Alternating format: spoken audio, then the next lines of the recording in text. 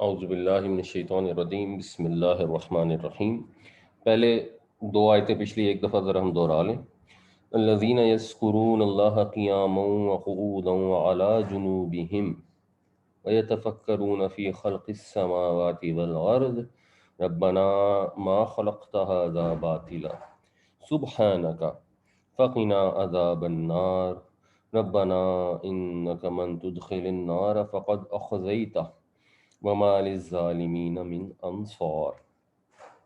وہ لوگ جو یاد کرتے ہیں اللہ کو کھڑے ہو کر، بیٹھ کر، کربٹوں کے بل، اور غور فکر کرتے ہیں آسمانوں اور زمین کی تخلیق میں، اور اس سے نتیجہ نکال کر یہ دعا کرتے ہیں کہ اے ہمارے رب، تو نے نہیں تخلیق کیا اس سب کو بیکار، تو پاک ہے، پس ہمیں بچا آگ کے عذاب سے۔ اے ہمارے رب، بے شک جن کو تو نے داخل کیا آگ میں، پس ان کو رسوا کر دیا، اور ظالموں کا کوئی مددگار نہیں ہوگا۔ ربنا، اے ہمارے رب،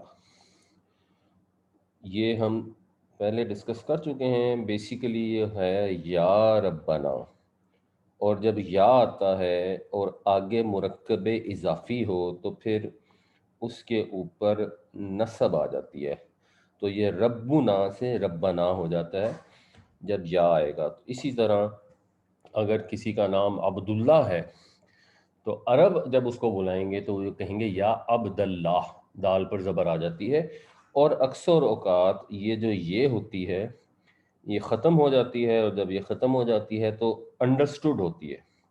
جس طرح ہم کسی کے متعلق بات کریں گے، جی وہ لڑکا ہے، لیکن جب ہم اس کو پکاریں گے تو ہم کہتے ہیں اے لڑکے، اے بیٹے، اور بہت دفعہ ہم اے کے بغیر بھی اس کو پکار لیتے ہیں اور ہم کہتے ہیں بیٹے۔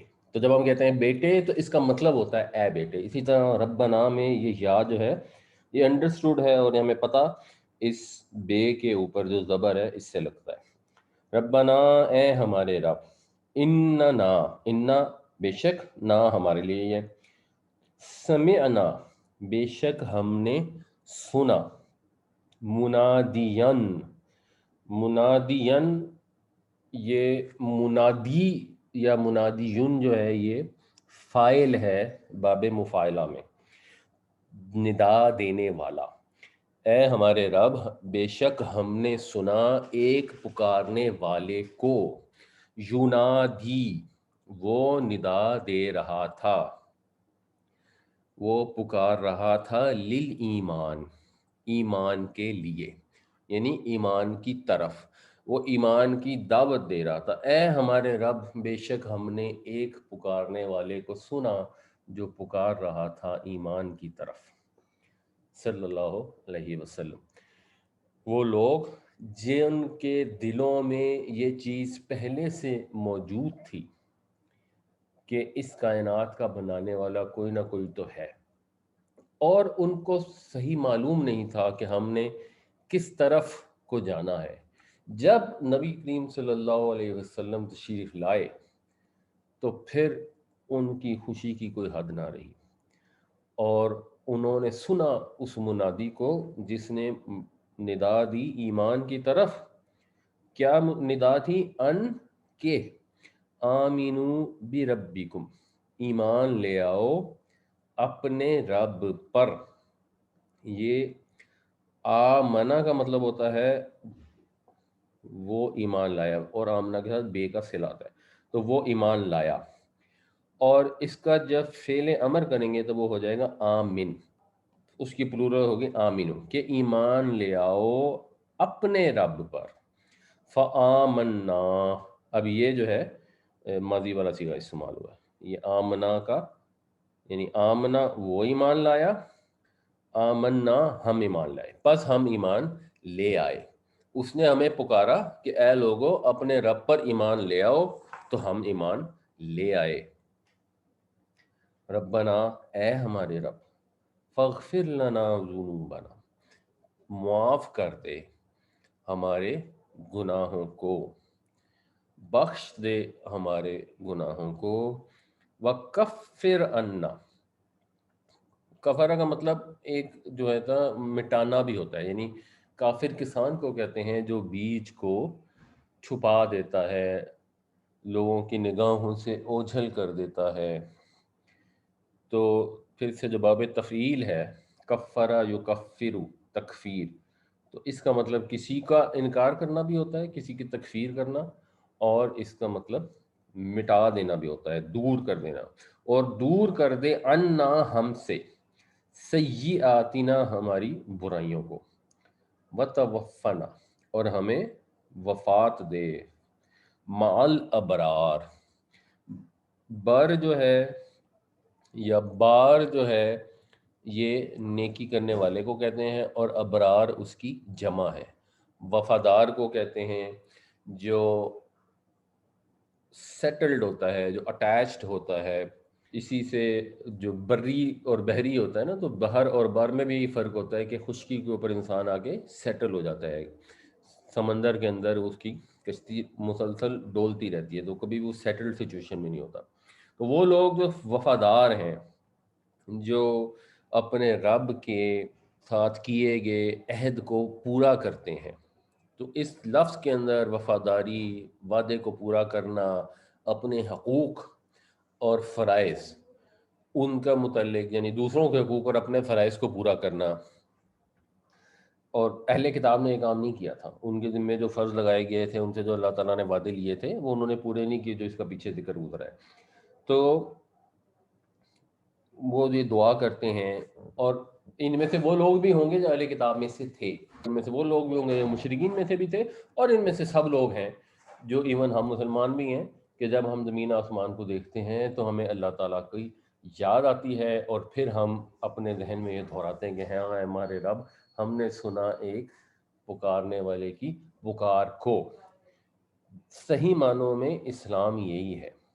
اسلام یہ نہیں ہے کہ آپ ایک گھر میں پیدا ہو گئے جہاں پہ آپ کے والدین مسلمان تھے، تو آپ بائی چانس مسلمان پیدا ہو گئے، ان کی دیکھا دیکھی آپ نے کبھی کبھار نماز پڑھ لی، کبھی نہ پڑھی، رمضان میں سارا گھر روزے رکھ رہا تھا تو آپ نے بھی روزے رکھ لیے، اور انہوں نے جو آپ کو ذرا قاری صاحب سے قرآن پڑھوا دیا تو آپ نے پڑھ لیا۔ یہ تو ہوتا ہے پیدائشی مسلمان، مسلم بائی برتھ۔ اصل مسلمان ہوتا ہے مسلم بائی چوائس، اور مسلم بائی چوائس یہ ہے کہ جب انسان شعور کی عمر کو پہنچا تو اب اس نے قرآن شریف پر غور کیا، اس نے اپنے نبی کریم صلی اللہ علیہ وسلم کی پکار کو سنا۔ قرآن کو پڑھنا اور قرآن کو سننا ہی اس پکار کو سننا ہے جو نبی کریم صلی اللہ علیہ وسلم نے میسج پہنچانے کے لیے پکارا۔ تو اس کو سنا کہ وہ ایمان کی طرف بلا رہے ہیں، اور اس پکار کے نتیجے میں ایمان لے آئے، یعنی قرآن پڑھا، اس پر غور کیا، اور غور کر کے پکے مسلمان ہو گئے کہ ہاں واقعی ہم مومن ہیں۔ پیدائشی مسلمان تو پھر پیدائشی عیسائی، پیدائشی ہندو، پیدائشی یہودی، وہ تو جو بھی جیسا پیدا ہو گیا، اگر اسی بیس پہ وہ وہی رہا اور مر گیا تو پھر ان میں زیادہ فرق نہیں ہے۔ جو ٹھیک ہے، ہماری خوش قسمتی ہے کہ ہم مسلمانوں کے یہاں پیدا ہو گئے ہیں، لیکن ایمان کے جو تقاضے ہیں وہ تبھی پورے ہوتے ہیں جب انسان غور فکر کر کے اپنے رب کے اوپر ایمان لاتا ہے۔ تو انہوں نے کہا ایمان لاؤ اپنے رب پر، پس ہم ایمان لے آئے، اور جب ہم ایمان لے آئیں گے تو ہمیں احساس ہوگا اپنی گزری ہوئی زندگی کا بھی اور اپنی موجودہ زندگی میں بھی کہ ہم جتنی بھی کوشش کریں، کچھ نہ کچھ کمیاں، کوتاہیاں، خطائیں ہو جاتی ہیں، جذبات سے مغلوب ہو کر انسان گناہ میں پڑ جاتا ہے۔ تو اے ہمارے رب، ہمارے گناہوں کو معاف کر دے، ہماری برائیوں کو ہم سے دور کر دے، مٹا دے، ہمارے اندر ان برائیوں کا اثر بھی نہ رہے، اور جب ہم مرنے لگیں تو ہم اس حال میں مریں کہ ہم وفادار ہوں، اپنے وفادار بندوں کے ساتھ ہمیں موت دے۔ اس کا ایک مطلب یہ بھی ہے کہ جو تیرے نیک بندے ہیں، جو تیرے وفادار بندے ہیں، ہمیں ان کی میت بھی نصیب ہو تمام زندگی، اور مرتے دم تک ان کے ساتھ رہیں۔ تو جب ہم کوئی اپنی سوسائٹی تلاش کرنے نکلتے ہیں، کمپنی تلاش کرنے نکلتے ہیں، تو ہمارے ذہن میں یہ ہوتا ہے کہ اچھا یار فلاں مل اونر کا بیٹا ہے تو چلو اس سے دوستی کر لیتے ہیں، فلاں بہت بڑا سرکاری افسر کا بیٹا ہے تو اس سے دوستی کر لیتے ہیں، جب ینگ لڑکے کالج یونیورسٹی سے پڑھنے کے نکلتے ہیں۔ اس سے تعلقات کا بڑا فائدہ ہوگا، کل کو کوئی کام پڑے گا تو کام آئے گا، اس سے تعلقات سے بندہ کوئی بزنس میں فائدہ اٹھا لے گا۔ اور ان کے ساتھ اب وہ کوئی کام غلط بھی کرتے ہیں، کوئی صحیح بھی کرتے ہیں، اور وہ اگر کوئی مثلاً شراب بھی پیتا ہے تو ہم کہتے ہیں اچھا جی ہمیں کیا فرق پڑتا ہے، پیتا ہے تو پیتا رہے، ہم تو نہیں پیتے ہیں، ہم تو بڑے اچھے ہیں۔ مسلمان کا طرز عمل یہ ہے کہ وہ زندگی میں بھی نیکوں کی صحبت چاہتا ہے، اور مرتے وقت بھی یہی چاہتا ہے کہ اس کی صحبت نیکوں کے ساتھ ہو، اور اس کی وفات جب ہو تو وہ خود نیکوکاروں میں، وفادار بندوں میں، خدا کے احکام ماننے والوں میں، خدا کے وعدے کو پورا کرنے والوں میں، خدا کے حقوق کو ادا کرنے والوں میں شامل ہو۔ ربنا اننا سمعنا منادیا ینادی للایمان ان آمنوا بربکم فآمنا ربنا فاغفر لنا ذنوبنا وکفر عنا سیئاتنا وتوفنا مع الابرار۔ اے ہمارے رب، بے شک ہم نے سنا ایک پکارنے والے کو جو پکار رہا تھا ایمان کی طرف، کہ ایمان لاؤ اپنے رب پر، پس ہم ایمان لے آئے۔ اے ہمارے رب، بخش دے ہمارے گناہوں کو اور دور کر دے ہم سے ہماری برائیوں کو، اور ہمیں موت دینا اپنے وفادار بندوں کے ساتھ۔ ربنا، اے ہمارے رب، وآتنا، اور دے ہمیں، ما وعدتنا، وعدتنا اس کے دو پارٹ ہیں، یعنی وعدہ اس نے وعدہ کیا، وعدتا تو نے وعدہ کیا، اور نہ ہم سے، دے ہمیں جو تو نے وعدہ کیا ہم سے، علی رسولی کا، علی رسولی کا، اپنے رسولوں پر۔ اب اپنے رسولوں پر obviously اس کا میننگ نہیں بنتا، تو یہاں پر ایک محذوف ہے، اور وہ محذوف ہے السنہ، یعنی اپنے رسولوں کی زبانوں پر جو تو نے وعدہ ہمارے ساتھ کیا، اپنے رسولوں کی زبانی۔ تو یہ زبانی جو ہے یہ انڈرسٹوڈ ہے، تو جو وعدے تو نے کی، اور وعدے یہ بھی ذہن میں رکھنا چاہیے کہ وعدے وہی ہیں جو اللہ تعالیٰ نے اپنے پیغمبراں علیہم السلام کے ذریعے سے ہم سے کیے، جو خود ہم اپنے دل سے سوچ کر اور گھڑ کر وعدے بنا لیتے ہیں کہ اللہ کا وعدہ ہے کسی مسلمان کو جہنم میں نہیں ڈالے گا، تو اللہ نے تو ایسا کوئی وعدہ نہیں کیا، کسی رسول کی زبانی ایسا کوئی وعدہ نہیں ہے کہ کوئی مسلمان جہنم میں نہیں جائے گا۔ یہودیوں نے اسی طرح بہت سارے خود ہی جو ان کی تلک امانیہم، اپنی جو خواہشات تھیں ان کو حقیقت سمجھ لیا، اور اللہ کی کتاب کا روپ دے لیا، اور اللہ کے وعدے ان کو سمجھ لیا، اور اس خام خیالی میں زندگی گزار دی، حرکتیں ساری ایسی کیں کہ اللہ کا رسول صلی اللہ علیہ وسلم تشریف لے آئے اور ان کا انکار کر دیا، لیکن ان کو یہ خوف نہیں تھا کہ ہم جہنم میں جائیں گے، کیونکہ انہوں نے یہ خوش فہمیاں پالی ہوئی تھی کہ ہم جنت میں جائیں گے۔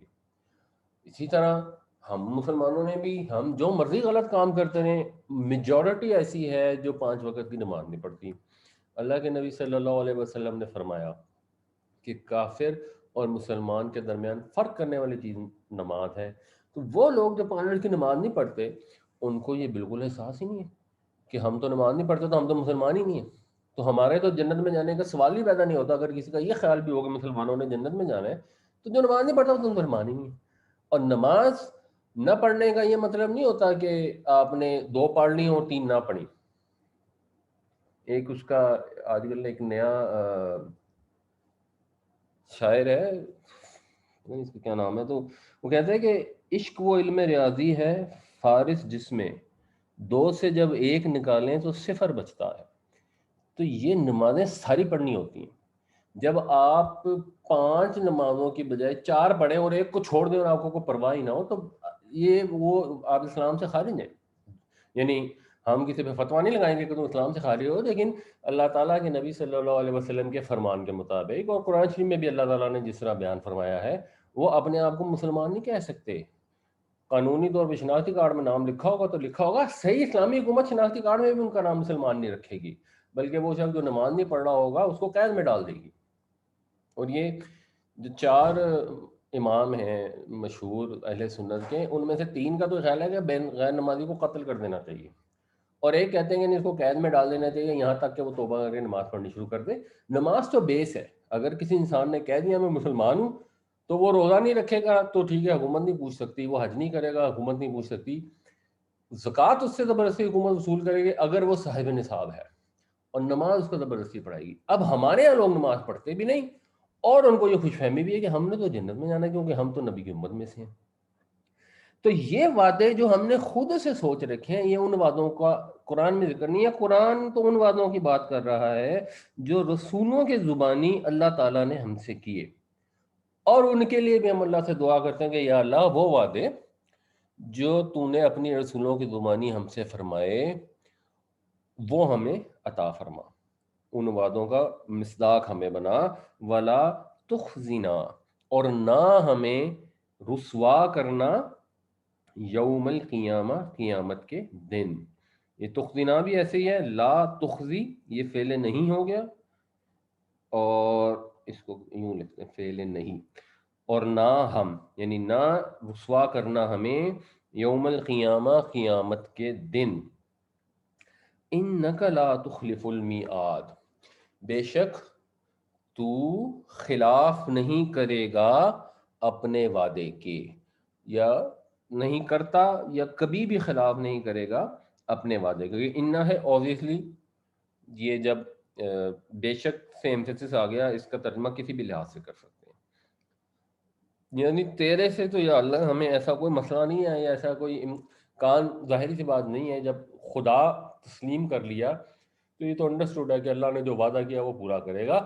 مسئلہ ہمارا ہے کہ ہم ان وعدوں کے مصداق بنیں گے کہ نہیں، ہم ان وعدوں کے اوپر پورا اترنے کے جیسے اعمال کریں گے کہ نہیں۔ تو ہمارے اعمال میں، ہمارے کام میں کمیاں بھی ہیں، کوتاہیاں بھی ہیں، خطائیں بھی ہیں، غلطیاں ہیں، گناہ ہیں، تو اللہ ہمارے گناہوں کو معاف کر دینا تاکہ وہ وعدے جو تو نے رسولوں کی زبانی ہم سے کیے تھے ہمیں ان کا ریوارڈ مل سکے، اور ہمیں جہنم سے بچانا، جہنم کے عذاب سے بچانا، اس کے جو گھاٹیاں ہیں ایک سے بڑھ کر ایک بری، ان سے بچانا، بلکہ ہمیں جو ابتدائی مرحلہ بھی ہے جو تمام دنیا کے سامنے نامہ اعمال رکھا جائے گا اور رسوائی ہوگی اللہ، اس سے بھی بچانا۔ اور اس دعا میں بھی اگر آپ دیکھیں تو بار بار ربنا کا لفظ آ رہا ہے، تو یہ رب جو ہے اللہ تعالیٰ کی ایک صفت ہے، پالنے والا، پروان چڑھانے والا، اس میں رحم شامل ہے، تو اس کی جو صفت ربوبیت ہے اس سے اللہ تعالیٰ کو مخاطب کیا جاتا ہے۔ اس سے دعا کے اندر خشیت بھی پیدا ہوتی ہے انسان کے اندر، وہ ایک دل کے اندر سے جذبہ بھی پیدا ہوتا ہے جب بار بار ربنا ربنا ربنا آپ کہتے ہیں۔ تو یہ اللہ تعالیٰ نے ہمیں سکھایا ہے کہ یہ چلی آ رہی ہے دعا، اور اس میں ربنا کے لفظ کی بھی تکرار ہے۔ ربنا وآتنا ما وعدتنا على رسلك ولا تخزنا یوم القیامہ انک لا تخلف المیعاد، اے ہمارے رب بخشنا ہمیں وہ وعدے جو تو نے اپنے رسولوں کی زبانی ہم سے کیے، اور مت رسوا کرنا ہمیں قیامت کے دن، بے شک تو اپنے وعدے کے خلاف نہیں کرے گا۔ فاستجاب لهم، پس قبول کر لی ان کی دعا، ربهم ان کے رب نے۔ جواب کا مطلب ویسے تو جواب ہی ہوتا ہے، اس جواب کا مطلب ہوتا ہے کوئی بات مان لینا، تو کسی کی بات پہ لبیک کہنا یہ آدمیوں کے لیے استعمال ہوگا تو اس کا مطلب ہوگا کہ اللہ تعالیٰ نے جو حکم دیا ہم نے اس پہ لبیک کہا۔ جو پیچھے آتا ہے کہ وَإِذَا سَأَلَكَ عِبَادِي عَنِّي فَإِنِّي قَرِيبٌ أُجِيبُ دَعْوَةَ الدَّاعِ إِذَا دَعَانِ فَاسْتَجِیبُوا لِی، تو پھر میری پکار پر لبیک کہو۔ اور یہاں پہ آیا ہے اللہ تعالیٰ کے لیے، تو اس کا مطلب ہے کہ ہم نے اللہ تعالیٰ کو جو پکارا، اللہ سے جو دعا کی، اللہ تعالیٰ نے قبول فرما لی۔ وہ دعا جو صحیح طریقے سے کی جائے، بر وقت کی جائے، صحیح جذبے کے ساتھ ہو، تو وہ فوراً قبول ہو جاتی ہے۔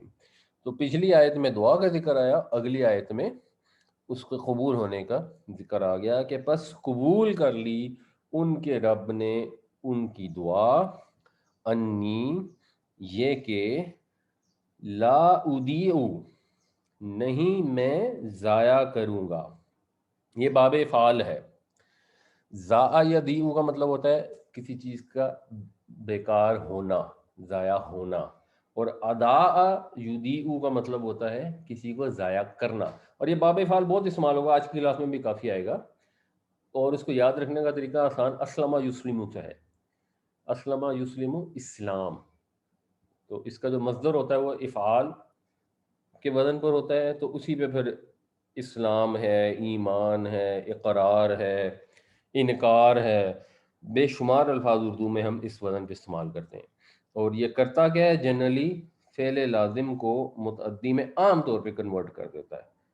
وہ کیسے کر دیتا ہے کہ خرجہ کا مطلب ہے وہ نکلا، خرجہ کا مطلب ہے وہ نکلا، تو اخرجہ کا مطلب ہو جائے گا اس نے نکالا. ادا اس نے ضائع کیا، یدیو وہ ضائع کرتا ہے، ادیو میں ضائع کرتا ہوں، لا ادیو میں ضائع نہیں کرتا ہوں یا میں ضائع نہیں کروں گا. لا ادیو عملا میں نہیں ضائع کروں گا عمل کو. اور یہ عمل کے اوپر زبر ہے. یہ بھی ہمیں معلوم ہے کہ مسلمن ہوتا ہے رفع میں، مسلمن ہوتا ہے نصب میں، اور مسلمن ہوتا ہے جر میں. تو میں نہیں ضائع کروں گا عمل کو. مفعول جو ہے وہ نصب میں ہوتا ہے، تو یہ فعل ہو گیا، یہ اس کا مفعول ہے. اور اگلا جو پورشن ہے یہ مرکب اضافی ہے. عمل عامل، عامل کا عمل. اور عامل کون ہوتا ہے؟ عمل کرنے والا. فاعل فعل کرنے والا، عامل عمل کرنے والا. تو نہیں میں ضائع کروں گا کسی عمل کرنے والے کے عمل کو، منکم تم میں سے. اللہ تعالیٰ نے دعا قبول فرمائی، اور دعا قبول فرما کے اللہ نے کہا کہ ہاں عمل کرو گے تو تمہارے عمل ضائع نہیں جائیں گے، پھر تم سے جو وعدے کیے گئے تھے وہ پورے ہوں گے. اس دعا قبول کرنے کے اندر بھی عمل کی شرط موجود ہے. اس میں ایسا نہیں ہے کہ ہم نے اللہ تعالیٰ سے دعا کی کہ یا اللہ ہمیں معاف کر دے، یا اللہ ہمیں معاف کر دے، اور اللہ نے کہا اچھا چلو جی سب کچھ معاف ہو گیا. نہیں، ہم عمل کر رہے ہیں، ہم کوشش کر رہے ہیں، اس کے اندر کمیاں کوتاہیاں رہ گئی ہیں، تو اللہ سے دعا کرتے ہیں، اللہ تعالیٰ ہمیں معاف فرما دے گا. من ذکر، ذکر مذکر مرد، او انسا مؤنث عورت. تو کسی عمل کرنے والے کے عمل کو ضائع نہیں کروں گا، چاہے وہ مرد ہو یا عورت. اب یہاں پہ مزید یہ بتایا گیا کہ عمل کرنے میں مرد اور عورت برابر ہے. اگر کسی مرد نے اچھا عمل کیا ہے تو وہ بھی ضائع نہیں ہوگا، اور کسی عورت نے اچھا عمل کیا ہے تو وہ بھی ضائع نہیں ہوگا. اگر ہم اس سوسائٹی کو ذہن میں رکھیں، اور اس وقت ایون جو عیسائی تھے ان کے ہاں بھی یہ کانسیپٹ تھا، اور آج بھی ویسے یہ کانسیپٹ ہے کہ عورت جو ہے وہ ساری گناہ کی جڑ ہے. ان کے حساب سے شیطان نے حضرت حوا کو بہکا دیا، اور حضرت حوا کی وجہ سے حضرت آدم نے وہ پھل کھایا اور جنت سے نکالے گئے. تو وہ اوریجنل سن ہے ان کا، جس کی ذمہ داری عورت ہے، اس لیے وہ عورت کو برا سمجھتے ہیں. ہندوؤں میں عورتوں کے ساتھ ہوتا ہے، ہم سب کو معلوم ہے، جو آج بھی ہوتا ہے. اور آج بھی وہ عورتوں کو جو ہے ان کا میاں مر جاتا ہے تو عورت کو ساتھ اس کے چتا میں جلا دیتے ہیں.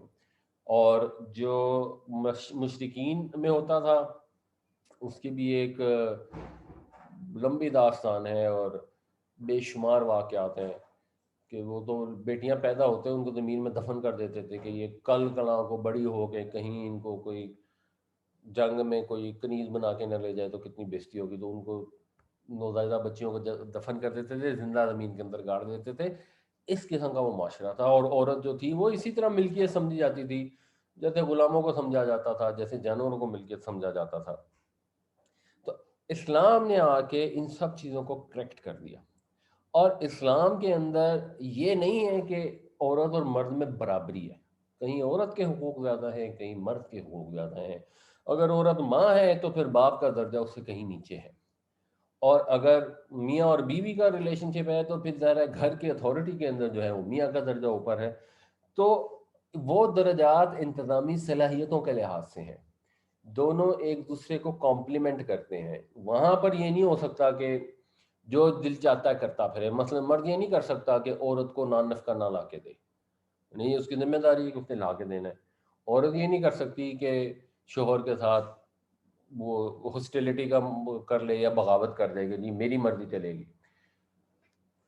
عمل کے لحاظ سے مرد اور عورت بالکل برابر ہیں. کچھ ممکن نہیں ہے کہ آدمی جتنے زیادہ عمل کر لے اور اس کو درجات مل جائیں اور عورتوں کو نہ ملیں. اور عورتوں کے لیے ایکچولی عمل کرنا آسان ہے. اگر عورت حج کرتی ہے تو اس کو وہ ثواب مل جاتا ہے جو مرد کو جہاد کرنے کی صورت میں ملتا ہے. عورت اگر بچے کو پال رہی ہے اور وہ ساتھ گھر کے کام کر رہی ہے تو وہ جو جلدی جلدی بھی نماز پڑھے گی اس کو اس سے زیادہ ثواب مل جائے گا جو مرد کو جماعت سے جا کے مسجد میں نماز پڑھنے کا ملے گا. تو یہاں باہر کانٹیکس یہ ہے کہ جب یہ ظلم توڑے جا رہے تھے مسلمانوں پر مدینہ جانے سے پہلے بھی اور مدینہ جانے کے بعد بھی جو تکلیفیں برداشت کرنی پڑیں تھیں، اور اس وقت بھی لوگ مکہ میں موجود تھے جو بھی مسلمان ہو رہے تھے، ان میں مرد بھی تھے، عورتیں بھی تھیں، غلام بھی تھے. تو خاص طور سے جو غلام اور عورتیں تھیں انہوں نے زیادہ تکلیفیں برداشت کی. تو یہ تسلی دی جا رہی ہے کہ جو بھی تکلیفیں تمہیں آ رہی ہیں، یہ جو بھی تمہارے اعمال ہیں یہ ضائع نہیں جائیں گے. نہ مردوں کے اعمال ضائع جائیں گے اور نہ عورتوں کے اعمال ضائع جائیں گے. جو بھی میرے لیے دکھ جھیل رہا ہے اس کو جو میرے وعدے ہیں وہ اس کو ملیں گے، وہ سب کے سب ان وعدوں میں شامل ہیں. اور ایک کانٹیکس یہ بھی ہے کہ اب جو اگلی صورت آ رہی ہے وہ صورت النساء ہے، وہ ہے ہی عورتوں کے متعلق، اور قرآن شریف میں کنیکشن ہے، فلو ہے. تو یہ صورت اب ختم ہو رہی ہے اور اگلی صورت شروع ہونی ہے. تو آپ یہ نوٹس کرتے جائیے گا کہ جب بھی کوئی صورت ختم ہوتی ہے اس میں اگلی صورت کا ایک طرح سے تمہید پہلے سے آنی شروع ہو جاتی ہے. بعضکم من بعض، تم میں سے بعض میں سے ہو، یعنی تم ایک دوسرے میں سے ہو. یہ بھی بتایا جا رہا ہے کہ انسان کے طور پہ بھی تم ایک ہی مخلوق ہو. مرد اور عورت ایک دوسرے کی اولاد ہیں. ماں باپ سے ہی بیٹے بھی پیدا ہوتے ہیں، ماں باپ سے ہی بیٹیاں بھی پیدا ہوتی ہیں. تو مرد سے عورت پیدا ہو رہی ہے اور عورت سے مرد پیدا ہو رہا ہے، کیونکہ جو مرد پیدا ہوا ہے اس کی ماں ایک عورت ہے، جو بیٹی پیدا ہوئی ہے اس کا باپ ایک مرد ہے. تو یہ تم ایک دوسرے میں سے ہی ہو، ایک ہی تمہاری جنس ہے، تمہاری جو اسپیشی ہے وہ ایک ہی ہے، ایک ہی آدم اور حوا کی اولاد ہو، ایک ہی قسم کے گوشت پوش سے بنے ہوئے ہو. تمہارے اندر انسانیت کے لحاظ سے کوئی فرق نہیں ہے. فاستجاب لهم ربهم انی لا اضیع عمل عامل منکم من ذکر او انثى بعضکم من بعض، پس قبول فرما لی ان کے رب نے ان کی دعا کہ میں نہیں ضائع کروں گا کسی عمل کرنے والے کے عمل کو تم میں سے، چاہے وہ مرد ہو یا عورت، اور تم سب ایک دوسرے سے ہو. فالذین ہاجروا، پس وہ لوگ جنہوں نے ہجرت کی. اب یہ ہجرت کی جو ہے نا یہ بھی باب مفاعلہ ہے ایکچولی. یعنی ہجرہ یا ہجرو کا مطلب ہوتا ہے چھوڑ دینا، اور پھر باب مفاعلہ ہوتا ہے ایک کو چھوڑ کر دوسرے کو اپنانا، کسی کی خاطر کسی کو چھوڑ دینا. تو پھر ہجرت ہوتی ہے اللہ کی خاطر اپنے گھر بار کو چھوڑ دینا، یہ ہجرت ہوتی ہے. سے کوئی پیسے زیادہ کمانے کے لیے کوئی ملک چھوڑ کر دوسرے میں چلا جانا، یہ ہجرت نہیں ہوتی. اور ہاجرو ہے تو باب مفاعلہ سے، لیکن اس سے جو مصدر استعمال ہوتا ہے وہ ہجرت استعمال ہوتا ہے. مہاجرت بنتا ہے ویسے اس کا مصدر، بٹ وہ کم استعمال ہوتا ہے. تو فالذین ہاجروا، پھر وہ لوگ جنہوں نے ہجرت کی، وہ اخرجوا، یہ پھر باب فعال آ گیا، اور نکالے گئے، من دیارہم اپنے گھروں سے، وَأُوذُوا، اور اذیت دیے گئے، فی سبیلی، میری راہ میں، میرے راستے میں ان کو تکلیفیں دی گئیں، ستائے گئے. وقاتلوا وقتلوا، اب یہ قاتلوا اور قتلوا یہ دونوں استعمال ہو گئے ہیں، تین حرفی بھی اور باب مفاعلہ بھی.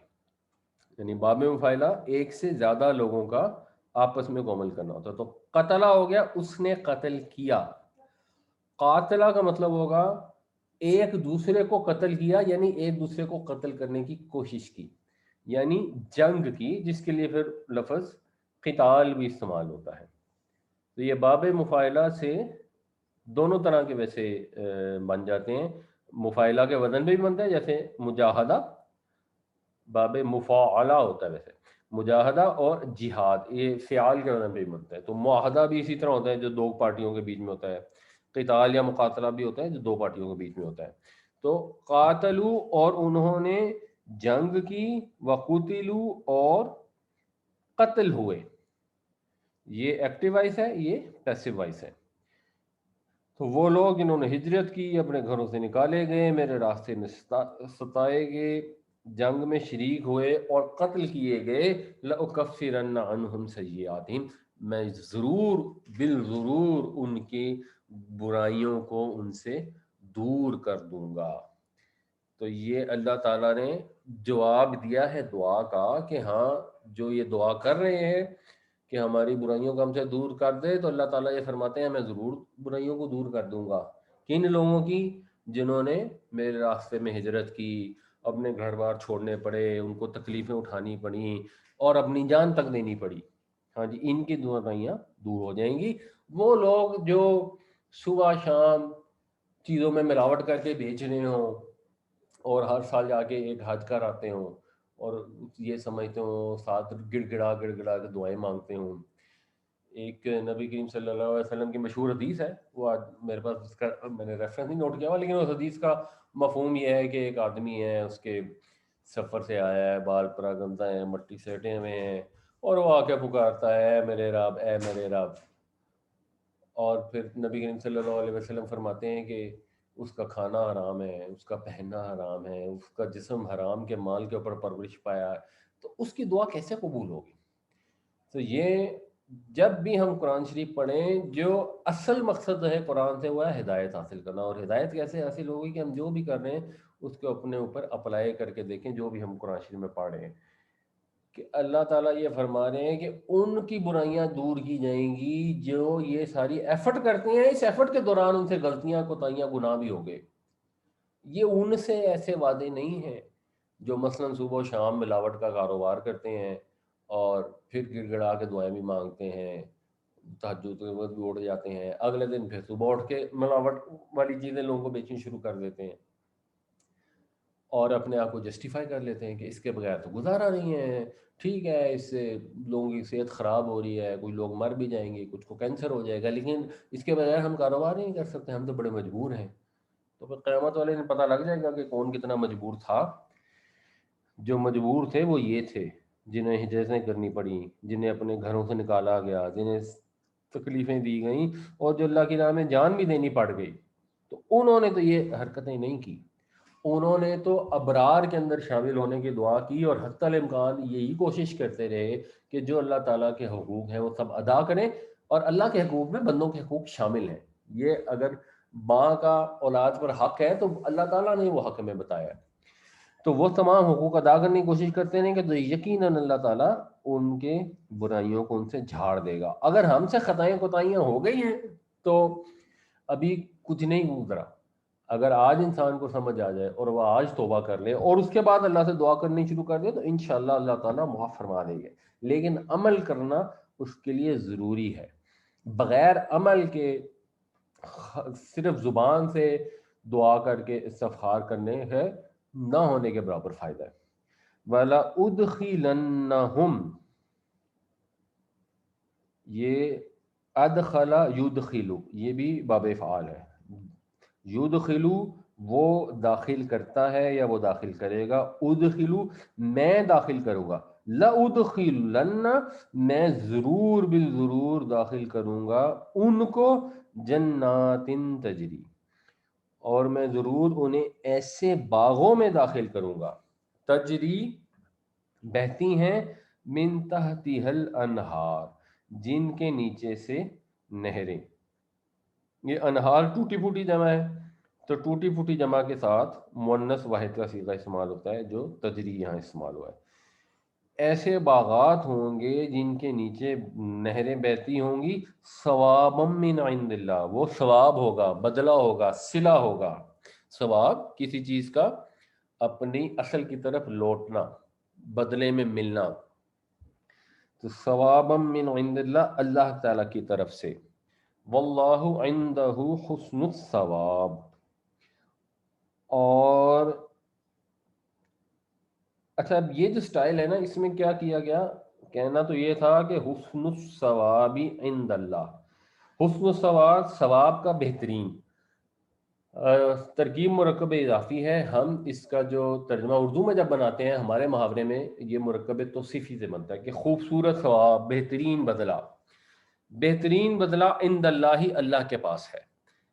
اس کو ایک تو کر دیا گیا الٹ پلٹ اور اللہ کو پہلے لے آئے، یعنی واللہ اور پھر کہا اندہ، اس سے ایک ایکسٹریم ایمفیسس پیدا ہو جاتا ہے، اور اس ایکسٹریم ایمفیسس کو کہتے ہیں حصر، اس میں مطلب جو ہے محصور ہو کے رہ جاتا ہے۔ تو اس کا مطلب یہ بنے گا کہ اللہ ہی کے پاس ہے بہترین بدلہ، جو بہترین بدلہ ہے وہ تو اللہ ہی کے پاس ہے اور کسی کے پاس نہیں ہے، کوئی آپ کو ریوارڈ نہیں دے سکتا، کوئی ایسی ہستی نہیں ہے دنیا میں بھی نہیں، اور دنیا میں بھی لوگوں سے توقع نہیں کرنی چاہیے ریوارڈ لینے کی۔ ایک نیچرل خواہش انسان میں پیدا ہوتی ہے کہ میں نے اس کے ساتھ اچھا سلوک کیا، یہ بھی مجھ سے جواب میں اچھا کرے گا، چلیں ٹھیک ہے، وہ وہاں تک ٹھیک ہے، لیکن یہ زیادہ آس نہیں باندھنی چاہیے، اور یہ یقین کبھی بھی نہیں انسان کو ہو سکتا کہ یہ بندہ مجھے میرے اچھے عمل کا واقعی ریوارڈ دے دے گا۔ ہو سکتا ہے اس کی نیت خراب ہو جائے، آپ نے اس سے نیکی کی، اس کو ضرورت تھی، آپ نے اس کا بھلا کر دیا، کل کو آپ کو ضرورت پڑی تو اس نے آنکھیں پھیر لی، یہ ممکن ہے، کل کو آپ کو ضرورت پڑی اس کی کیپیسٹی میں ہی نہیں تھا کہ آپ کے ساتھ وہ بھلا کر سکتا، کل کو آپ کو ضرورت پڑی وہ فوت ہو چکا تھا، معذور، اینی تھنگ کین ہیپن۔ اللہ تعالیٰ ہی کی ذات ہے جو آپ کو اچھے عمل کا اچھا بدلہ عطا کر سکتی ہے، اس لیے کہ اس میں کوئی کمزوری نہیں ہے، اس کو کبھی موت نہیں آنی، اس کے پاس کبھی کسی چیز کی کمی نہیں ہونی، اس کے پاس خزانے موجود ہیں، وہ آپ کو بدل دو، آپ وہ کام کریں جس کا رزلٹنٹ یہ ہو کہ اللہ تعالیٰ کے پاس اچھا بدلہ ملے، فوکس اس چیز پہ ہونا چاہیے۔ اور دنیا میں بھی انسان کو پیسہ کمانا چاہیے، پیسہ اچھی چیز ہے، اس کے لیے قرآن میں خیر کا لفظ استعمال ہوا ہے، لیکن فوکس جو ہے وہ اللہ تعالیٰ کی ذات ہونا چاہیے۔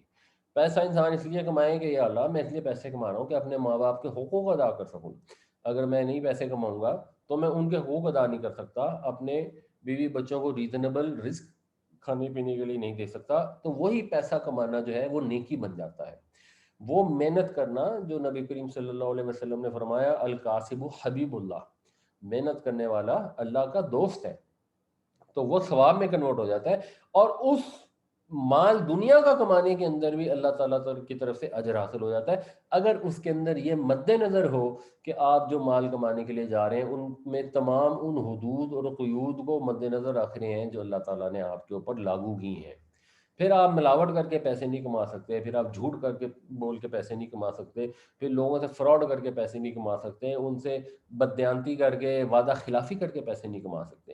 پھر اگر آپ کسی سے کمٹمنٹ کریں گے کہ اچھا جی میں آپ کو یہ فلاں دن تک یہ چیز بنا دوں گا، تو پھر آپ جینوئنلی اس کو فلاں دن تک بنانے کی کوشش کریں گے، کیونکہ آپ کو پتا ہوگا کہ اللہ تعالیٰ آپ کے اعمال کو دیکھ رہا ہے، اور اگر آپ نے کسی سے جھوٹے وعدے کیے جانتے بوجھتے ہوئے تو وہ بھی اللہ تعالیٰ دیکھ رہا ہے، تو جیسا عمل کریں گے ویسا ہی بدلہ ملے گا۔ تو اگر خوبصورت عمل کریں گے تو پھر خوبصورت بدلہ ملے گا، اور خوبصورت بدلہ ہے اللہ کے پاس ہی، دنیا میں کوئی دے دے تو دے دے، اچھی بات ہے، نہ دے تو نہ دے، اس سے فرق نہیں پڑتا، اصل بدلہ تو ہے بہترین وہ اللہ تعالیٰ کے پاس ہی ہے۔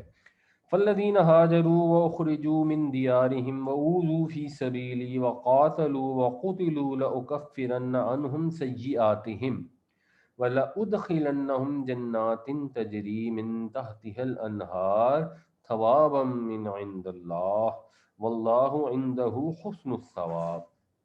بس وہ لوگ جنہوں نے ہجرت کی اور نکالے گئے اپنے گھروں سے اور ستائے گئے میرے راستے میں اور لڑے اور مارے گئے، میں ضرور دور کر دوں گا ان سے ان کے گناہ، اور ضرور داخل کروں گا ان کو ایسے باغوں میں جن کے نیچے نہریں بہتی ہوں گی، یہ اللہ کے پاس سے ان کا بدلہ ہوگا، اور بہترین بدلہ تو اللہ ہی کے پاس ہے۔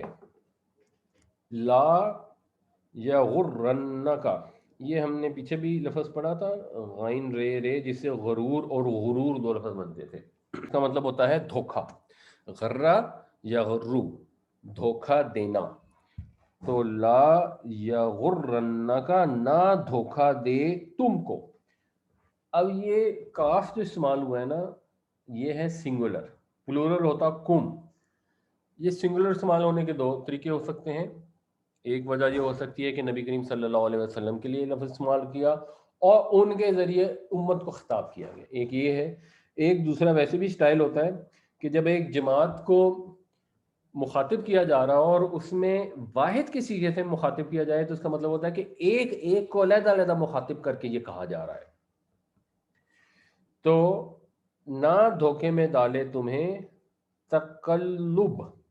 تقلب قلب دل کو کہتے ہیں جو الٹتا پلٹتا رہتا ہے. تو قلب یقلبو کا ہوتا ہے مطلب ہوتا ہے الٹ پلٹ کرنا. اور اس سے پھر جو باب تفعل ہے تقلب. تقلب کا مطلب ہوتا ہے کسی چیز کا خود بار بار الٹنا پلٹنا. تو تمہیں دھوکے میں نہ ڈالے ان کا الٹ پلٹ ہونا. الذین کفروا وہ لوگ جنہوں نے کفر کیا. فی البلاد بلد کی جمع ہے ملکوں میں شہروں میں. یعنی شہروں میں الٹ پلٹ ہونے کا مطلب کیا ہے؟ شہروں میں آنا جانا ملکوں میں آنا جانا چلت پھرت. جیسے وہ لوگ کہتے ہیں کہ آج میں پیرس میں تھا پچھلے ہفتے اگلے ہفتے میں ہانگ کانگ جا رہا ہوں پھر میری امریکہ کی فلائٹ ہے اگلے مہینے اور میری فلاں جگہ میٹنگ ہے. تو وہ لوگ جو بہت آتے جاتے ہیں ظاہر سی بات ہے جن کے پاس فنڈز ہوتے ہیں اس زمانے میں بھی اور آج کے زمانے میں وہی لوگ آ جا سکتے ہیں جن کے پاس مال و دولت کی فراوانی ہو. تو کریش والے خاص طور سے یہ تھے ہی کاروبار کرنے والے تجارت کرنے والے لوگ تھے. ان کے ویسے تو کوئی پروڈیوس ہوتی نہیں تھی مکہ میں تو ان کا آنا جانا بہت تھا اور ان کے پاس دنیاوی مال کی فراوانی تھی. تو یہ اس کی طرف جب مسلمان دیکھتے ہیں آج بھی جب مسلمان دیکھتے ہیں کہ یہ عیسائی ہیں یہودی ہیں اور ان کو دنیا کی ترقی مل گئی تو ایک احساس پیدا ہوتا ہے کہ یہ دولت مند ہیں تو یہ کیوں ہیں اور کیا شاید یہ ٹھیک ہی ہوں. شاید ہمارے اندر کوئی غلطی ہے یا ہمارے کانسیپٹ میں کوئی کمی ہے اور ہمیں گھروں سے نکالا جا رہا ہے. تو سمجھنے والی چیز ہے کہ اپنا انالیسس تو کرنا ہی چاہیے کہ اگر ہمارے اندر کوئی غلطی ہے تو ہم اس کو ٹھیک کریں. اگر ہم آج اس لیے غریب ملک ہیں کیونکہ ہم لوگ محنت نہیں کرتے یہ ایک حقیقت ہے. کیونکہ ہم یہاں تعلیم نہیں ہے کیونکہ ہمارے یہاں لوگوں میں یہ شعور نہیں ہے کہ وہ دھوکے بازی نہ کریں ملاوٹ نہ کریں. ان ملکوں میں یہ چیزیں نہیں ہیں اور وہ ترقی کر کے ہم پیچھے رہ گئے. یہ تو انالیسس بالکل صحیح ہے. لیکن کچھ چیزیں ایسی ہوتی ہیں جس کے اندر ہمیں ظاہری طور پہ لگتا ہے کہ ایک آدمی سود کے اوپر کاروبار کرتا ہے اور وہ بظاہر بڑی ترقی کر جاتا ہے تو انسان کو خیال آتا ہے کہ اچھا پتہ نہیں پھر ہم سود پہ کام نہ کر کے کہیں غلطی تو نہیں کر رہے. اس کو اللہ تعالیٰ یہاں واضح فرما رہے ہیں. اور اس زمانے کے مسلمان کیونکہ مدینہ میں جب ریاست بن بھی گئی تھی تو شروع میں تو بہت غربت بھی تھی بہت تنگ دستی تھی اور بہت خطرہ بھی تھا اور بڑے مشکل حالات سے مسلمان گزر رہے تھے. اور غزوہ احد کے بعد تو بہت ہی ایک سیریس قسم کی سچویشن تھی. تو وہ جو کمزور مسلمان ہیں ان کے اندر یہ خیال پیدا ہو سکتا تھا کہ شاید وہ لوگ اتنے جنگ بھی ہم سے تقریباً جیت گئے ہیں اور ان کو پیسے بھی ہیں اور وہ آ رہے ہیں جا رہے ہیں تو کہیں ایسا تو نہیں کہ ہمارے اندر کوئی غلطی ہے. تو یہ ان کی جو چلت پھرت ہے یہ ان کے پاس جو فراوانی اور خوشحالی ہے یہ تمہیں کسی دھوکے میں نہ ڈال دے. لا یغرنک تقلب الذین کفروا فی البلاد نہ دھوکے میں ڈالے تمہیں آنا جانا سرگرمیاں کافروں کی ملک کے اندر یا ملکوں میں. متاع قلیل یہ تو چند روز کی چاندنی ہے یہ تو تھوڑی حقیر متاع ہے. ثم مأواہم جہنم پھر ان کا ٹھکانہ جہنم ہے. اس میں دھمکی بھی ہے اہل باطل کو اور تسلی بھی ہے مسلمانوں کو کہ یہ دنیاوی اگر زندگی میں انہوں نے کچھ کما لیا ہے تو یہ اس کی تو کوئی حیثیت ہی نہیں. یہ تو متاع قلیل ہے. ایک آدمی نے بینک کھول لیا اور بینک میں سود کما لیا اور اس کے بعد وہ اس نے اربوں ڈالر بھی کما لیے تو وہ آخرت کے مقابلے میں تو کچھ بھی نہیں ہے. اگر اس نے ایسا کام کیا ہے ایک آدمی ملاوٹ کرتا ہے کرپشن کرتا ہے پولیٹیکلی وہ چیزوں پر قبضے کر لیتا ہے لوگوں کی زمینوں پہ اور اس سے وہ بڑا امیر ہو جاتا ہے تو اس کی حیثیت کیا ہے؟ وہ متاع قلیل ہے. اس کے بعد تو ٹھکانہ جہنم ہے. وہ بئس المہاد اور کتنا برا ٹھکانہ ہے. اور یہ نبی کریم صلی اللہ علیہ وسلم کی ایک حدیث ہے کہ واللہ اللہ کی قسم مت دنیا فی الآخرہ، دنیا آخرت کے مقابلے میں کچھ بھی نہیں، الا مگر مثل ما، مثال اس کی ایسے ہے، یجعل احدکم اصبعہ ہذہ، کہ کوئی شخص اپنی یہ انگلی جو ہے وہ لے، فل یمی، اور اس کو سمندر میں ڈالے، فل ینظر بما یرجع، پھر دیکھے اس کو کہ اس میں کتنا پانی آئے، یعنی سمندر میں انگلی ڈال کے باہر نکال کے دیکھیں کہ اس کے اوپر وہ جو چند قطرے لگے ہوئے ہیں، یہ مثال ہے آخرت کے مقابلے میں دنیا کی کسی بھی چیز کے حاصل کر لینے کی۔ تو اس متاع قلیل کے پیچھے کافر جو ہیں وہ انکار کر رہے ہیں اللہ کے دین کا۔ وہ اس زمانے کے کافر نبی کریم صلی اللہ علیہ وسلم کو قبول کرنے سے انکار کر رہے تھے، حق کا انکار کر رہے تھے۔ آج کے کافر بھی وہی ہیں، چاہے وہ مسلمانوں میں ہوں یا غیر مسلموں میں ہوں، جو اللہ تعالیٰ کے احکامات کا انکار کر دیتے ہیں معمولی دنیاوی فائدوں کی خاطر۔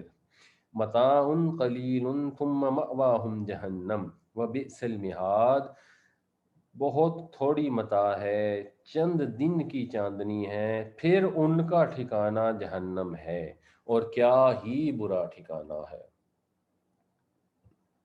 لیکن الذین اتقوا، لیکن وہ لوگ جنہوں نے، ویسے تو اتقوا کا مطلب ہوتا ہے تقوی اختیار کیا، لیکن اس کا بنیادی مطلب ہوتا ہے بچنا۔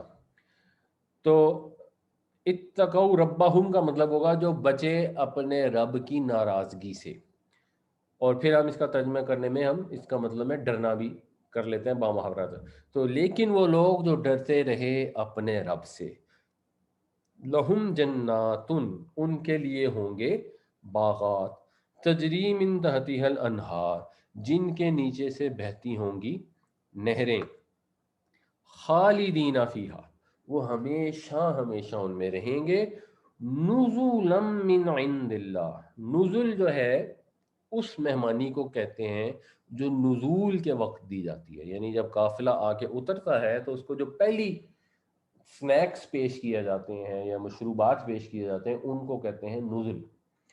جیسے ہمارے گھر کوئی مہمان آئے گا کھانے پہ، تو کھانے سے پہلے ہم کہتے ہیں کہ سوپ پی لیں یا چائے پی لیں یا کولڈ ڈرنک پی لیں، اور اس کے بعد پھر اصل ضیافت ہوتی ہے جس کے اندر طرح طرح کے کھانے ہوتے ہیں۔ تو یہ جو جنتیں، باغات جن کے نیچے نہریں بہتی ہیں، ان کو اللہ تعالیٰ یہ فرماتے ہیں کہ یہ نزل ہے، یہ ابتدائی مہمانی ہے۔ اصل جو ضیافت ہے وہ کسی کے وہم و گمان میں آ ہی نہیں سکتی۔ یہ جنتیں بھی ہم نہیں سمجھ سکتے، لیکن چلے ہمیں ایک اللہ تعالیٰ نے ایسے الفاظ سے بیان کیا جسے ہم کچھ ریلیٹ کر سکتے ہیں کہ باغ ہوں گے، ان میں پھل ہوں گے، ان میں نہریں ہوں گی، ان میں شہد ہوگا، لیکن جو اصل جنت کی نعمتیں ہوں گی ان کو ہم امیجن نہیں کر سکتے۔ تو اس لیے قرآن شریف میں جو نعمتیں بیان کی جاتی ہیں ان کے ساتھ جنرلی یہ لفظ استعمال کیا جاتا ہے کہ نزل من عند اللہ، یہ ان کی پہلی میزبانی ہوگی اللہ کے پاس سے۔ وما عند اللہ خیر للابرار، اور جو بھی اللہ کے پاس ہے وہ بہتر ہے ابرار کے لیے، اس کے وفادار بندوں کے لیے، اس کے نیک بندوں کے لیے۔ تو وہ جو حاصل کر رہے ہیں وہ متاع قلیل ہے، جتنا مرضی دنیا کی دولت حاصل کر لیں وہ کچھ بھی نہیں ہے۔ اور وہ جنہوں نے آج دنیا کے اندر اپنے نفس کو روکا اور بےایمانی سے، بددیانتی سے، حق کا انکار کرنے سے باز رہے، تقوی اختیار کیا، اللہ سے ڈرتے رہے، اللہ تعالیٰ کی منع کی ہوئی چیزوں سے بچتے رہے، ان کے لیے پھر وہ جنتیں ہیں۔ لیکن الذین اتقوا ربهم لهم جنات تجری من تحتها الانہار خالدین فیہا نزلا من عند اللہ وما عند اللہ خیر للابرار، لیکن وہ لوگ جو ڈرتے رہے اپنے رب سے، ان کے لیے ہیں جنتیں جن کے نیچے بہتی ہیں نہریں، ہمیشہ ہمیشہ رہیں گے ان میں۔ یہ پہلی میزبانی ہوگی اللہ کی طرف سے، اور جو اللہ کے پاس ہے وہ بہتر ہے اس کے وفادار بندوں کے لیے۔ یعنی یہاں بہتر سے مطلب ہے کہیں بہتر ہے جو اللہ کے پاس ہے، یعنی اس نزول کے بعد جو ملے گا، اس جنت کے اندر جو نہریں بہ رہی ہیں ان کے بعد جو ملے گا وہ کہیں بہتر ہے۔ اور ہے کن کے لیے؟ اپنے وفادار بندوں کے لیے۔ ان وفادار بندوں کے لیے ہے جو اس کے ساتھ کیے گئے وعدے کو پورا کرتے ہیں، جو اس نے ان کے اوپر جو حقوق رکھے ہیں ان حقوق کو ادا کرتے ہیں، اپنے فرائض کی ادائیگی سے پیچھے نہیں ہٹتے، بہانے نہیں تراشتے، جسٹیفیکیشن نہیں تلاش کرتے۔ وا اور انا بے شک من اہل الکتابی اہل کتاب میں سے ہیں، لمن یؤمن باللہ وہ جو ایمان لاتے ہیں اللہ پر، وما انزل الیکم اور اس پر ایمان لاتے ہیں جو نازل کیا گیا تمہاری طرف، وما انزل الیہم اور اس پر ایمان لاتے ہیں جو اتارا گیا ان کی طرف، خاشعین للہ وہ ایمان لاتے ہیں ایسی حالت میں کہ وہ خاشعین ہیں۔ یہ خاشعین جو ہے یہ بھی نسب میں ہے، اور حال جو ہے وہ نسب میں ہوتا ہے، اور خاشعین خاشعن کی جمع ہے، تو خاشعن جیسے فاعلون ہوتا ہے ایسے خاشعن ہوتا ہے، خشوع کرنے والے، اللہ سے ڈرنے والے۔ لا یشترون نہیں سودا کرتے، بیایات اللہ اللہ کی آیتوں کا، ثمنن قلیلا حقیر معاوضے کے عوض۔ یہ حقیر معاوضے کے عوض جو سودا کیا جاتا ہے یہ ہم ڈیٹیل سے پچھلی کلاس میں ڈسکس کر چکے ہیں۔ تو اہل کتاب کی یہاں اب تعریف کی جا رہی ہے، پوری صورت میں اہل کتاب کے جو برے اعمال تھے اور جو وہ ایٹیٹیوڈ ان کا تھا حق کے انکار والا، اس کو ڈسکس کیا گیا تھا۔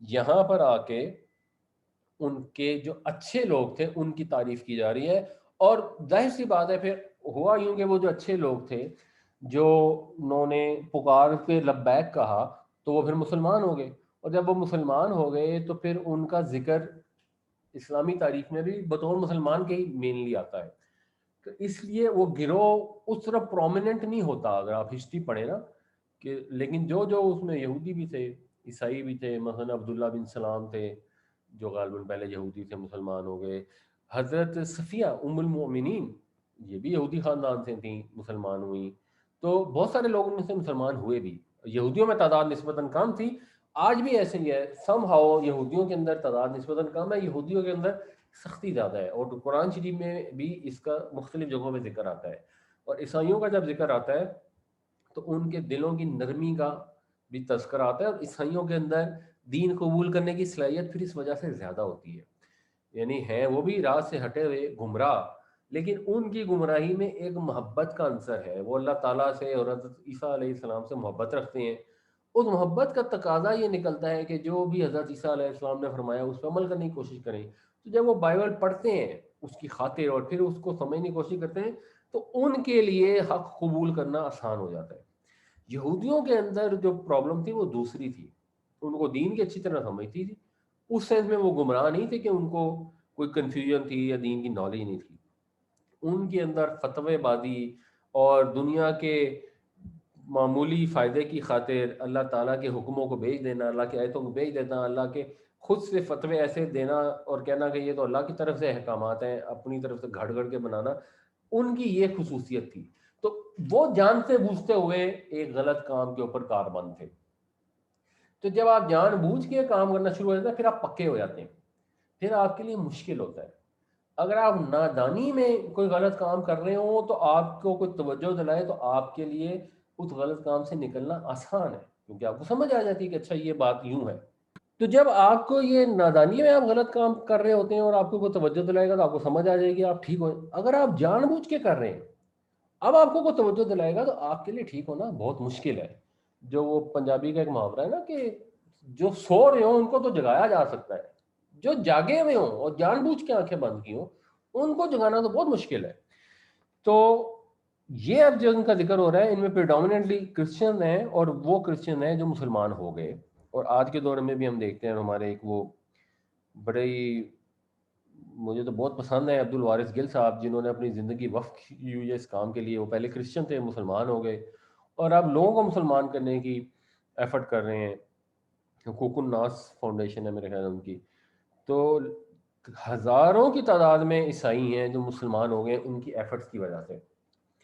تو وہ ایسے جو اہل کتاب ہیں ان کی اللہ تعالیٰ یہاں تعریف فرما رہے ہیں، اور اس کے اندر بھی یہ چیز شامل ہے کہ وہ اللہ کی آیتوں کے بدلے میں معمولی معاوضہ نہیں لیتے. آلدو عیسائیوں کے اندر بھی جو پادری ہیں انہوں نے کام یہی کیے ہیں، بائبل کے اندر انہوں نے تحریف کر دی، اور جہاں جہاں یعنی جو یہودیوں کی بائبل تو پہلی 5 کتابیں ہیں، جو آخری کتابیں وہ تو عیسائیوں کی ہیں، یہودی تو ان کو مانتے ہی نہیں، تو ان کتابوں کے اندر انہوں نے بھی تحریفات کر دی. مگر جو عام عیسائی ہیں ان کے اندر یہ پرابلم کم ہے. وَإِنَّ مِنْ أَهْلِ الْكِتَابِ لَمَنْ يُؤْمِنُ بِاللَّهِ وَمَا أُنزِلَ إِلَيْكُمْ وَمَا أُنزِلَ إِلَيْهِمْ خَاشِعِينَ لِلَّهِ لَا يَشْتَرُونَ بِآيَاتِ اللَّهِ ثَمَنًا قَلِيلًا. اور بے شک اہل کتاب میں سے ہیں جو ایمان رکھتے ہیں اللہ پر اور اس پر جو اتارا گیا تمہاری طرف اور اس پر جو اتارا گیا ان کی طرف، اللہ سے ڈرتے ہوئے، اور وہ نہیں سودا کرتے اللہ کی آیتوں کا حقیر قیمت کے عوض. اولئک لہم اجرہم عند ربہم، یہ وہ لوگ ہیں جن کے لیے ان کا اجر ہے، عند ربہم ان کے رب کے پاس، یعنی ان کے لیے اجر ہے ان کا ان کے رب کے پاس. ان اللہ سریع الحساب، بے شک اللہ تعالی سریع ہے حساب کا. سریع صورت جلدی، تیزی، تو تیز ہے اللہ تعالیٰ، جلد حساب چکانے والا ہے. جب حساب کر دیا جائے گا اور نیکوکاروں کو ان کے نیک کاموں کا بدلہ ملے گا تب پتہ لگے گا کہ کوئی دیر نہیں ہوئی، پسینہ خشک ہونے سے پہلے ہی اجر مل گیا ہے. یہ اللہ تعالیٰ کی طرف سے تسلی کا مفہوم ہے. دنیا میں ہمیں محسوس ہوتا ہے کہ اتنا وقت ہو گیا، اتنی ایفرٹ کر لی، ابھی تک ریزلٹس نہیں آئے. دنیا کے ریزلٹس یہاں ڈسکس ہی نہیں ہو رہے، یہاں پہ ریزلٹ ڈسکس ہو رہے ہیں آخرت کے.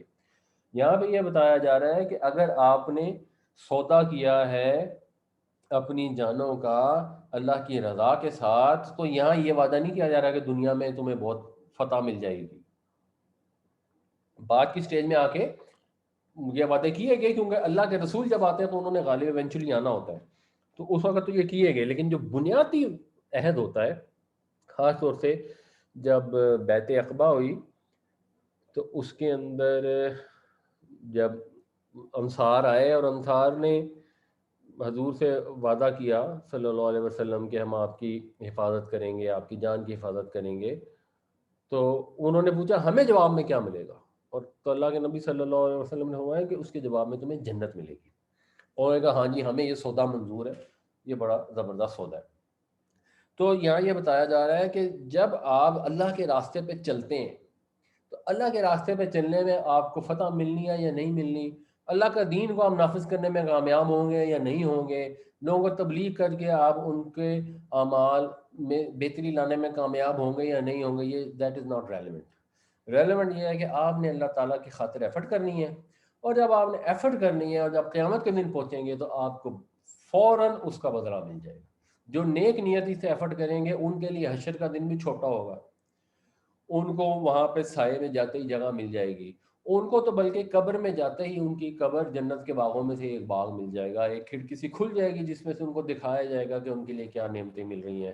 جو اللہ کی راہ میں شہید ہو جائیں گے ان کو ابھی فوراً رزق ملنا شروع ہو جاتا ہے، وہ اپنے رب کے ہاں موجود ہیں. ہم ان کا شعور نہیں رکھتے کہ کس سینس میں موجود ہے، لیکن وہ اللہ تعالیٰ نے ہمیں بتا دیا کہ وہ وہاں رزق پاتے ہیں. تو اللہ سریع الحساب ہے، جلد حساب کرنے والا ہے، حساب چکا دینے والا ہے.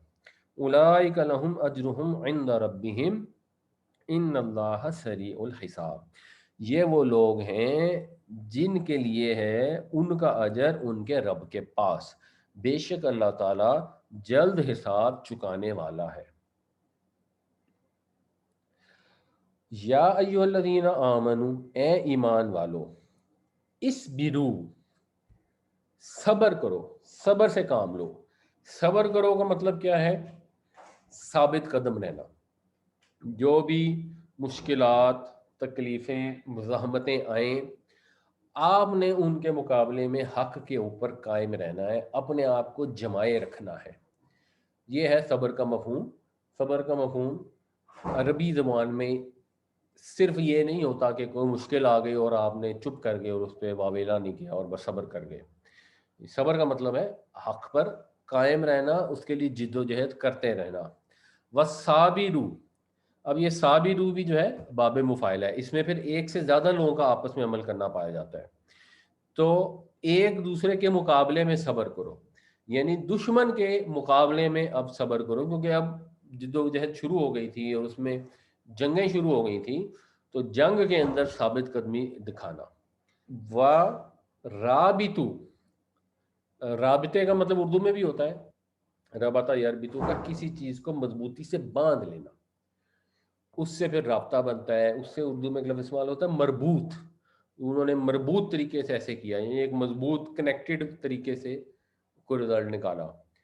तो राबितू में भी बाब मुफाइला है, इसके अंदर भी मफहूम है कि किसी के मुकाबले में मजबूती इख्तियार करना। इसमें जो बुनियादी लफ्ज़ इस्तेमाल होता है ना, वो घोड़ों को मजबूत तैयार करने के लिए, जो जंगी घोड़े सरहद पर तैयार किए जाते हैं ना, उसके लिए फिर एक लफ्ज़ इस्तेमाल होता है रिबात, उसके लिए ये है। यानी राबितू का मतलब क्या होगा कि मुकाबले के लिए तैयार रहो, मजबूती से वेल कनेक्टेड रहो और मजबूती से बांध के रखो अपने घोड़ों को जंग के लिए। और आज के दौर में इससे मुराद टैंक हो जाएंगे, हवाई जहाज हो जाएंगे, यानी तैयार रहो मुकाबले के लिए।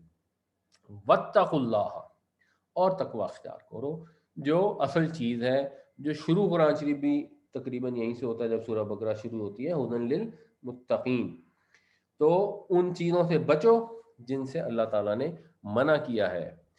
अगर ये काम करोगे, साबत कदम रहोगे, मुकाबले के लिए जमे रहोगे और मुकाबले के लिए तैयार रहोगे और अल्लाह से डरते रहोगे, तो फिर तुम कामयाब हो जाओगे। लअल्लकुम तुफलिहून, ताकि तुम कामयाब हो जाओ। या अय्युहल्लज़ीना आमनुस्बिरू वसाबिरू वराबितू वत्तकुल्लाह लअल्लकुम तुफलिहून। ऐ ईमान वालो,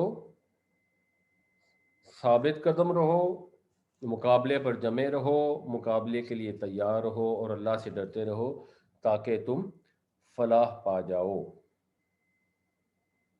या अय्युहन नासु, ए लोगो, इत्तकू रब्बकुमुल्लज़ी खलक़कुम, डरो अपने रब से जिसने पैदा किया तुमको, मिन नफ्सिम वाहिदा, एक जान से, यानी हज़रत आदम अलैहिस्सलाम से, व खलक़ मिनहा ज़ौजहा, और तख्लीक की उसमें से उसकी बीवी, उसका जोड़ा। और उसमें से मुराद है उसकी स्पीशी से, उसकी जिन्स से। बिल्कुल इस तरह जैसे सूरह नहल में आता है, वल्लाहु जअल लकुम मिन अनफुसिकुम अज़वाजा, अल्लाह ने बनाए तुम्हारे लिए तुम्हारी ही जिन्स से जोड़े या बीवियां। तो ऑब्वियसली इसका मतलब ये नहीं है कि हर आदमी की बीवी उसकी पसली से पैदा की गई है ना, यहाँ पे इसका मतलब ये होगा कि हज़रत आदम की पसली से हज़रत हव्वा पैदा हुई।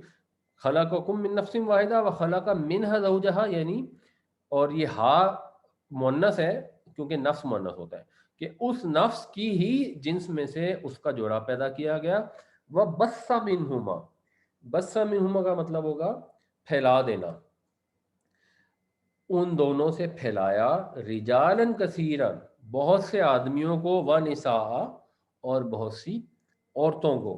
तो ये बुनियादी जो माशरे के मुतालिक अल्लाह ताला ने हुक्म दिया है, जो अहकामात दिए हैं और जो एक हैसियत वादे की गई है, बुनियादी हकीकत बताई गई है कि ये जो मखलूक है ये खुद ब खुद वजूद में नहीं आ गई, इसका पैदा करने वाली को हस्ती है, तो फिर हस्ती से डरो, फिर उसकी नाफरमानी से बचो। और ये मखलूक में किसी को किसी के ऊपर ये फजीलत नहीं हासिल कि मैं किसी नबी की उम्मत से हूँ या किसी नबी की नस्ल से हूँ तो इसलिए मुझे कोई फजीलत हासिल हो गई है, नहीं।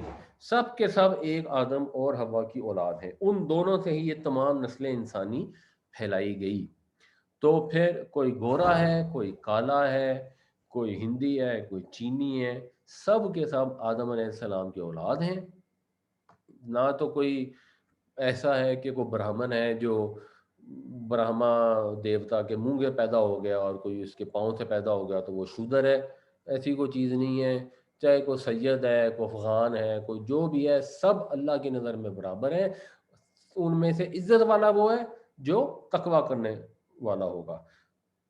तो या अय्युहन्नासुत्तकू रब्बकुमुल्लज़ी खलक़कुम मिन नफ्सिन वाहिदतिन व खलक़ मिनहा ज़ौजहा व बस्स मिनहुमा रिजालन कसीरन व निसाअ। यहाँ पे जब सांस लेंगे तो निसा नहीं पढ़ेंगे, को पढ़ेंगे निसाअ। ये अ भी पढ़ा जाएगा। ऐ लोगो, तकवा इख्तियार करो अपने रब का, डरो अपने रब से जिसने पैदा किया तुमको एक जान से और बनाए उसकी जिन्स से उसका जोड़ा, और उन दोनों से फैला दिए बहुत से आदमी और बहुत सी औरतें। वत्तकुल्लाह, और डरो अल्लाह से। अल्लाह, वैसे तो अल्लाह हु होता है रफ़ा में, यहाँ क्योंकि ये उसका मफ़ऊल है इसलिए नस्ब में आ गया। वत्तकुल्लाह, और डरो अल्लाह से, अल्लज़ी, वो के, तसाअलूना, ये तसाअलूना बुनियादी तौर पे सीन, अलिफ और लाम। सअला यसअलू जो है ये होता है पूछना, सवाल करना या कोई चीज़ मांगना। उसके बाद इससे एक बाब होता है जिसे कहते हैं बाब तफ़ाउल। तफ़ाउल में ये बन जाता है तसाअला, यतसाअलु, और इसकी जो प्लूरल बनती है ना, वो प्लूरल बनती है यतसाअलूना।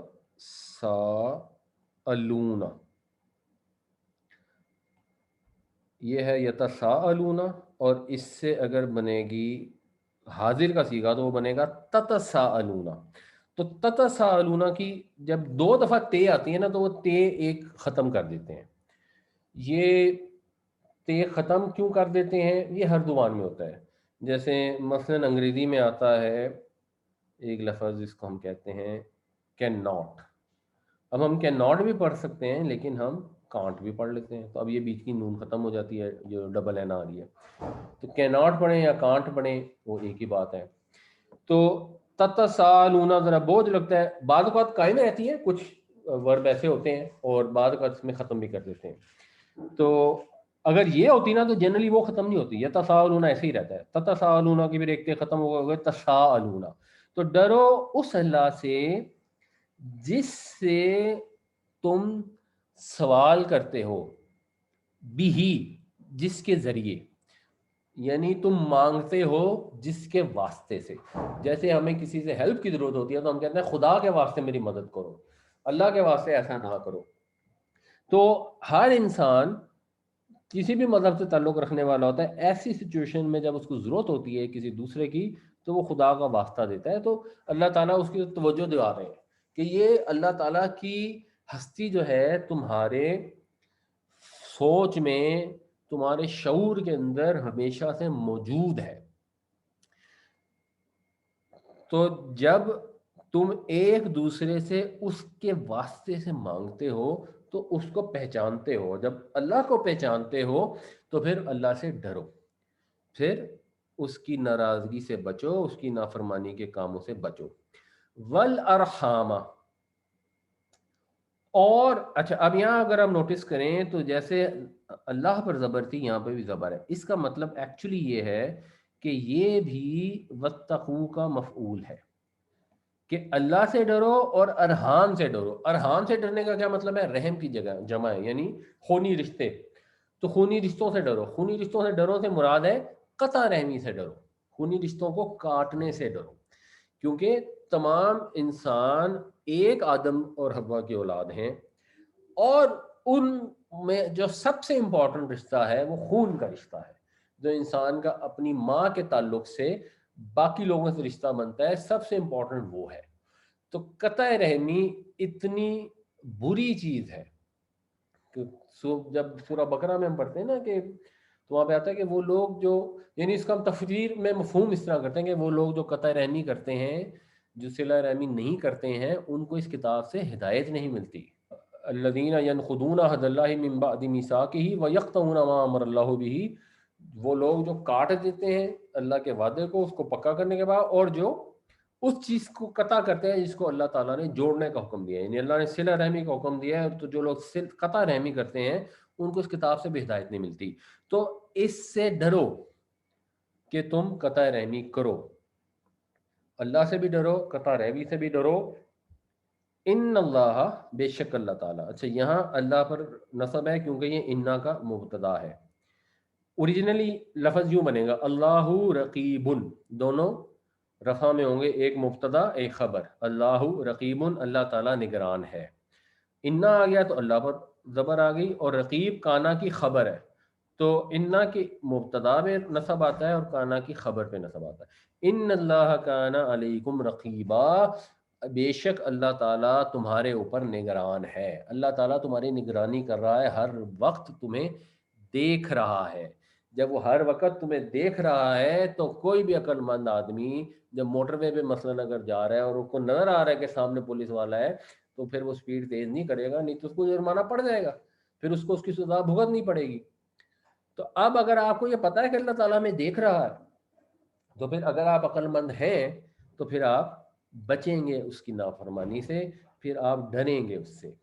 واتقوا اللہ الذی تساءلون به والارحام ان اللہ کان علیکم رقیبا، اور ڈرو اللہ سے جس کے واسطے سے تم مانگتے ہو، مدد کے طالب ہوتے ہو ایک دوسرے سے، اور قطع رحمی سے بچو یا قطع رحمی سے ڈرو، بے شک اللہ تعالیٰ تمہارے اوپر نگران ہے۔